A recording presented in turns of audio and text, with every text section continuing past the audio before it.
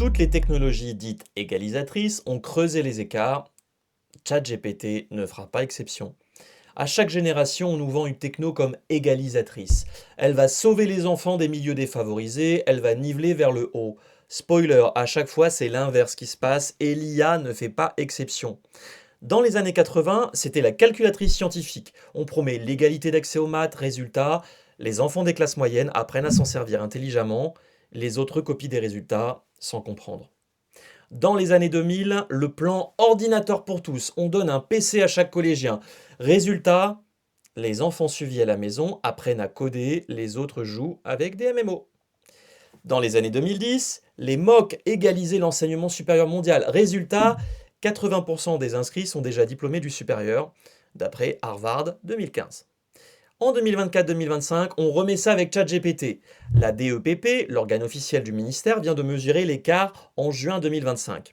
Chez les lycéens issus de milieux favorisés, 71% utilisent l'IA pour comprendre une notion. Chez les lycéens issus de milieux défavorisés, 53% l'utilisent pour copier-coller directement la réponse. Le même outil, la même école, mais un usage diamétralement opposé. La techno n'égalise pas, elle révèle l'écart d'accompagnement à la maison. À chaque vague, le diagnostic est connu d'avance. Et à chaque vague, on n'accompagne pas. Pas de ressources renforcées pour les REP et les REP+. Pas de module d'éducation à l'usage critique de l'IA. Pas d'articulation avec le soutien scolaire, qui est déjà existant.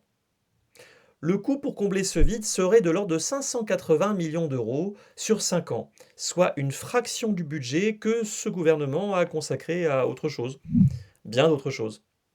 Une techno seule n'a jamais égalisé quoi que ce soit. Ce qui égalise, c'est l'accompagnement humain. Et ça, c'est un vrai choix budgétaire. C'est pas une fatalité. On peut décider. Le rapport complet est en commentaire.